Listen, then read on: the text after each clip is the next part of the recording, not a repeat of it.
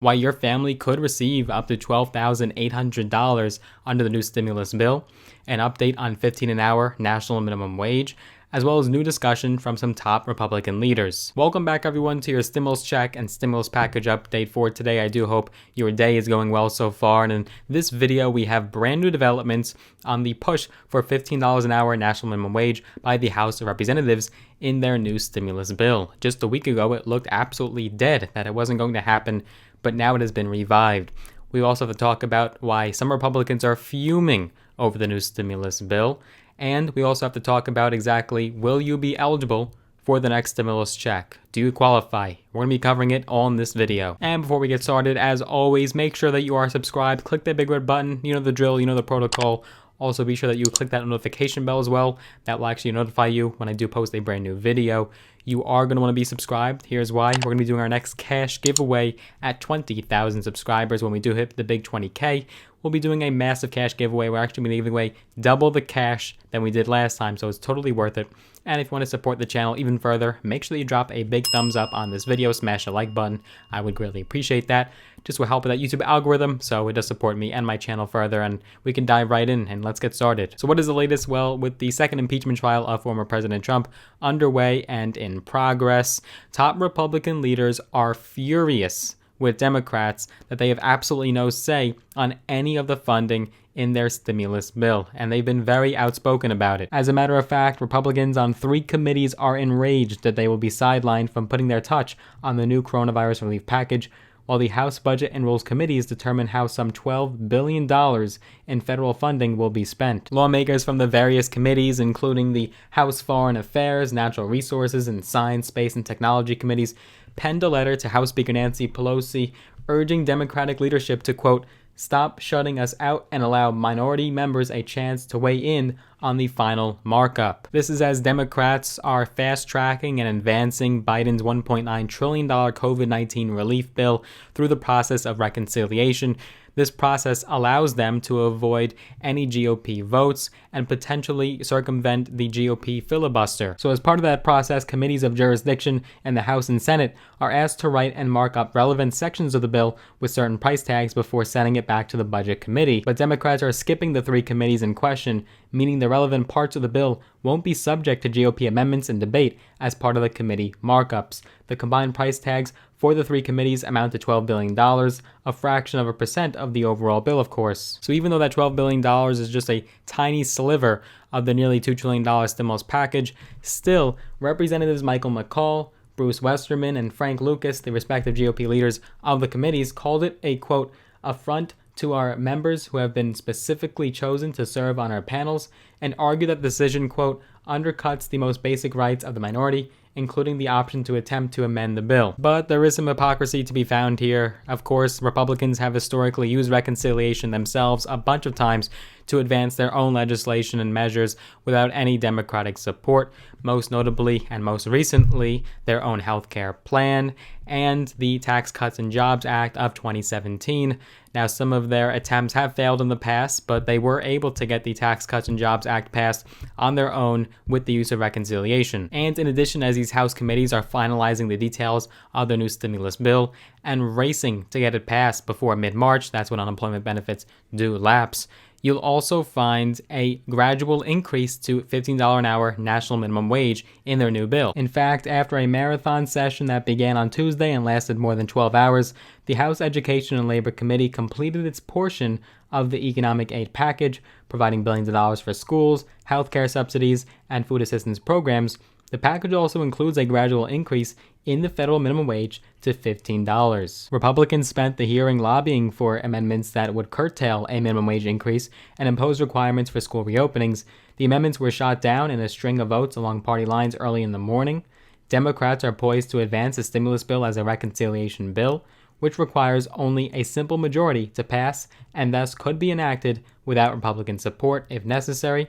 It remains unclear if the provision that would increase the minimum wage to $15 an hour by 2025 can prevail through the rules of the reconciliation process, which imposes strict parameters to prevent abuse of the process. Now, President Biden is currently dubious of whether or not that $15 an hour legislation would make it in his new bill.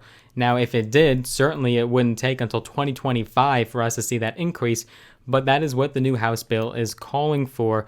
It would increase it gradually until 2025 to $15 an hour. So it's not like we're going to be seeing that anytime soon, even if it does get passed. If we're going to finally raise the minimum wage in this country after a decade of it being stagnant, and coincidentally the last time it was raised was when Biden was vice president, then I think it should be done right here and right now, and we shouldn't wait another 4 years for us to see that $15 an hour. But at the same time, it would give millions and millions of small businesses in America ample time to prepare for the wage increase and gradually phase it in, as opposed to them being shell-shocked from the new wage. This is also coming subsequently after a brand new Congressional Budget Office report on Monday reported that raising the minimum wage to $15 an hour, as President Joe Biden has proposed, would cost 1.4 million jobs over the next 4 years, but it would also lift 900,000 people out of poverty. I am curious to hear your thoughts on the potential hike of the minimum wage.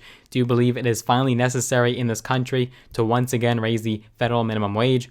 Or do you believe it would do more damage than good and we are not ready for it yet? Let me know down below in the comments. I want to know your thoughts. Now, in regards to how much you'll be receiving in stimulus and who will be eligible, let's play around. Let's do some fun with some math right now and actually take a look at why a family of 4 could be receiving up to $12,800 under the new Biden bill. So the proposal that Democrats are quickly moving to pass does include stimulus checks, but it would also include a child tax benefit. And depending on your income and depending on how many members of your family there are, you could potentially receive up to $12,800 under the new stimulus package. So let's take a look at the 2 primary sources of funding under the new stimulus package and understand exactly why your family could hypothetically receive up to this amount if it were to be passed in this form. So first and foremost, the most obvious source of this money is going to be stimulus checks.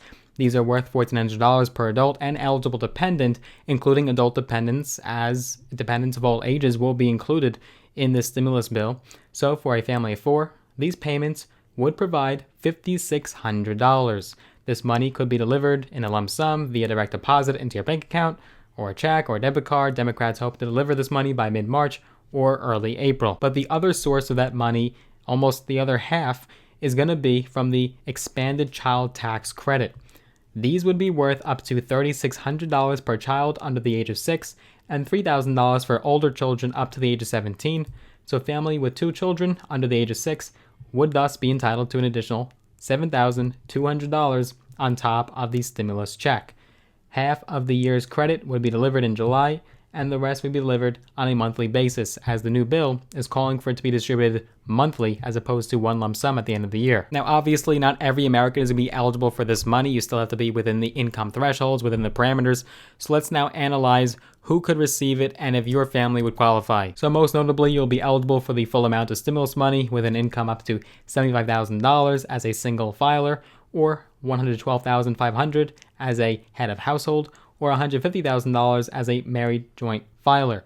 You are eligible for a partial payment with income up to $100,000 as a single filer, or $150,000 as a head of household, or $200,000 as a married joint filer.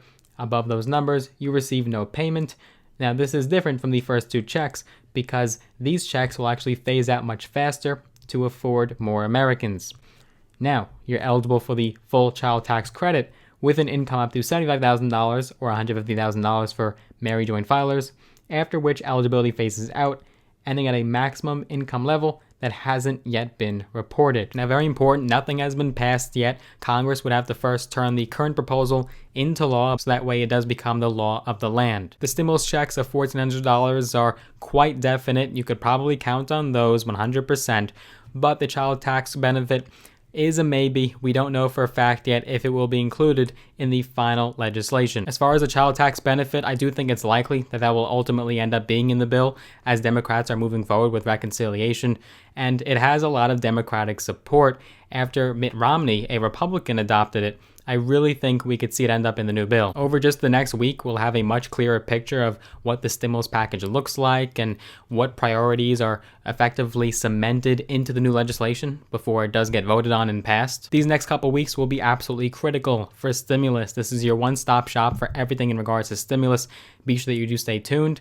If you did enjoy this video, give it a big thumbs up, smash the like button, I would greatly appreciate it.